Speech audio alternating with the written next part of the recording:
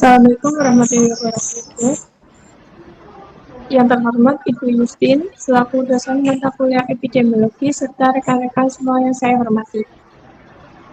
Kami dari kelompok 3 akan mempresentasikan laporan akhir dengan judul Analisis Cross-Sectional, Insiden dan Faktor Risiko HIV/AIDS di Kota Semarang tahun 2017-2020.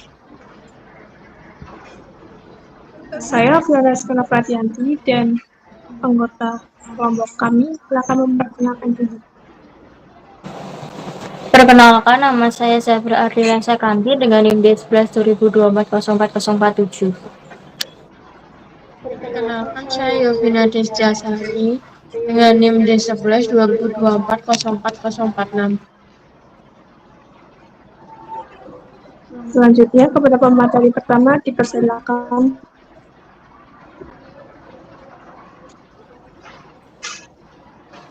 Baik, di sini saya akan menjelaskan latar belakang di mana HIV atau bisa disebut dengan Human Immunodeficiency Virus merupakan virus yang mengganggu sistem pertahanan tubuh, di mana virus ini menyerang sel darah putih yang biasa kita sebut dengan limfosit.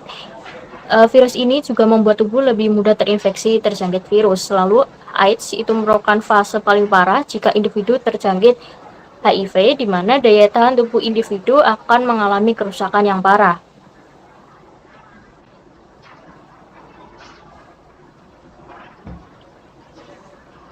Lalu selanjutnya ada fakta global yang kami ambil dari UNAIDS tahun 2023, di mana 39 juta individu terdiagnosis dengan HIV, 1,3 juta infeksi baru yang tercatat, serta ada 630.000 kematian terjadi akibat penyakit yang berhubungan dengan AIDS. Lalu untuk situasi di Indonesia sendiri, jumlah kasus total HIV atau AIDS mencapai 558.618 kasus, di mana hal ini menjadi mengingat pentingnya upaya pencegahan dan pendidikan yang berkelanjutan. Lalu untuk faktor resiko utama adanya perilaku seksual yang memiliki resiko tinggi, dan HIV atau AIDS ini juga termasuk dalam indikator penting untuk SDGs 2030. Lalu selanjutnya ada etiologi dari berbagai aspek. Di sini akan saya jelaskan pertama yaitu aspek biologis, yaitu di mana virus Humanity Immunodeficiency Virus atau kita bisa sebut HIV merupakan virus yang menyerang sel TCD4, di mana jika tidak diobati, penyakit ini dapat merusak sistem kekebalan tubuh dan bisa berkembang menjadi AIDS. Lalu untuk aspek sosial dan psikologis, di mana stigma serta diskriminasi masih terjadi bagi individu yang terjangkit penyakit ini. Lalu minimnya dukungan sosial dapat mengurangi kepatuhan individu yang terjangkit terhadap pengobatannya sendiri.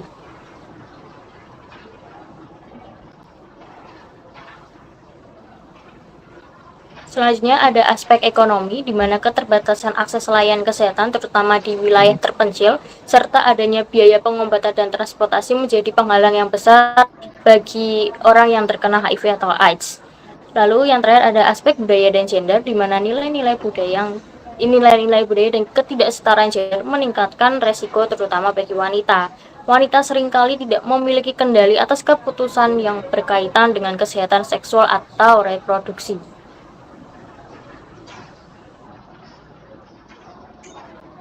Oke, untuk selanjutnya ada penularan dan pencegahan. Untuk penularannya sendiri bisa melalui hubungan seksual sesama jenis, aktivitas seks di lokasi pekerja seks komersial atau PSK, kemudian bisa melalui ASI dari ibu ke anak, dan juga melalui penggunaan alat medis. Untuk pencegahannya sendiri bisa upaya menghindari penyebaran HIV dengan pengobatan ARV atau antiretroviral, kemudian strategi mencegah penularan dari ibu kepada anaknya atau PPIA, dan dapat melalui pencegahan pada transmisi HIV pasca pacanan. Kemudian yang terakhir bisa melalui penanganan HIV atau AIDS dengan obat ARV.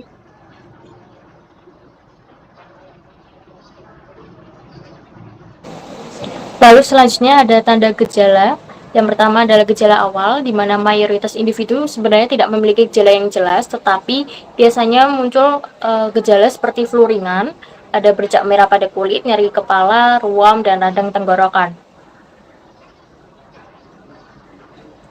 Lalu yang selanjutnya ada gejala saat kekebalan menurun, di mana ada pembengkakan kelenjar getah bening, penurunan berat badan, adanya demam dan diare, batuk, mual dan muntah serta sariawan.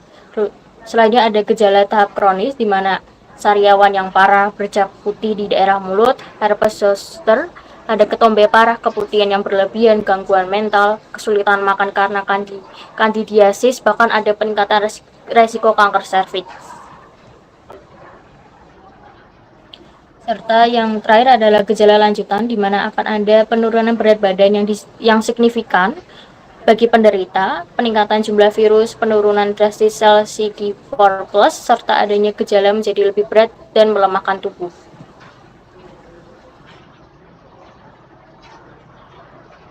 Selanjutnya yaitu screening.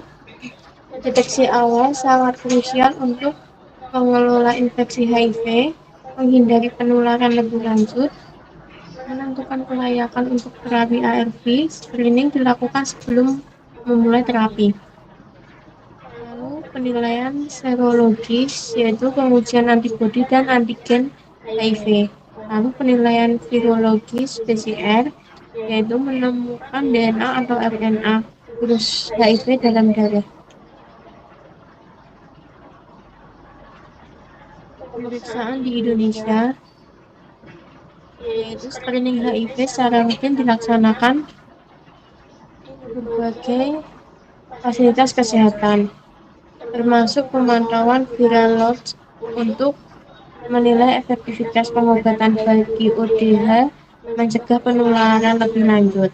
Lalu pelayanan pendidikan dan aksesibilitas, pemahaman masyarakat terutama ibu hamil berpengaruh pada penggunaan tes HIV dan akses yang mudah dan pendidikan yang cukup dapat meningkatkan deteksi awal serta mengurangi angka penularan HIV/AIDS.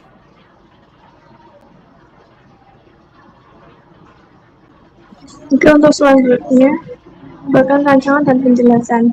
Untuk populasi awal, penularan HIV atau AIDS di Kota Semarang dapat diteliti melalui informasi dari seluruh penduduk yang telah menjalani tes HIV/AIDS antara tahun 2017 dan 2020. Dari informasi tersebut, terungkap beberapa faktor risiko utama penularan HIV/AIDS, yaitu melalui hubungan seksual bersama jenis atau LGBT, aktivitas sosial di tempat yang ditemukan, kemudian penggunaan alat medis yang tidak bersih, serta penularan dari ibu kepada anak melalui air susu ibu. Kemudian data mengenai prevalensi menunjukkan adanya peningkatan jumlah kasus dari 172 pada tahun 2017 menjadi 258 pada tahun 2018 dan memuncak di 294 kasus pada tahun 2019. Sebelum mengalami penurunan menjadi 189 kasus pada tahun 2020, penurunan ini kemungkinan disebabkan oleh terbatasnya akses untuk melakukan pemeriksaan selama pandemi COVID-19. Hasil ini menekankan pentingnya pendidikan tentang seks yang aman, penggunaan alat medis yang steril, serta pencegahan penularan dari ibu ke anak sebagai bagian dari upaya untuk mengurangi penyebaran HIV/AIDS di Kota Semarang.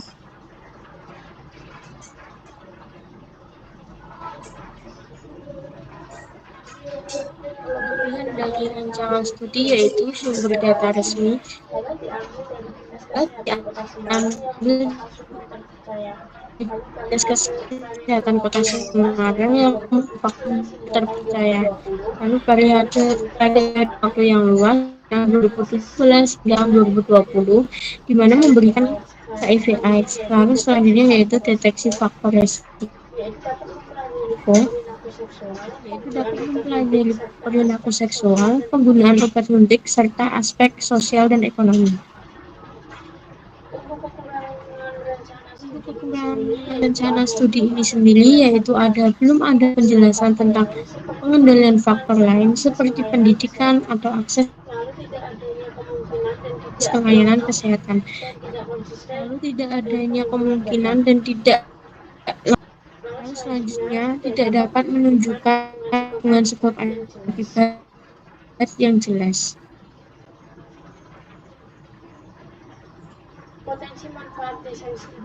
Potensi manfaat desain studi ini sendiri yaitu yang pertama, dasar untuk advokasi dan perencanaan, yaitu sebagai bahan acuan dalam merancang program pencegahan HIV/AIDS. Lalu identifikasi populasi rentan, di mana membantu dalam menargetkan intervensi untuk kelompok dengan resiko tinggi. Lalu selanjutnya itu pengembangan riset selanjutnya untuk menjadi fondasi penelitian masa depan dengan desain yang lebih solid. Oke, masih dari kelompok kami. Mohon maaf apabila banyak kesalahan. Terima kasih atas perhatian dan waktunya. Wassalamualaikum warahmatullahi wabarakatuh. Waalaikumsalam warahmatullahi wabarakatuh.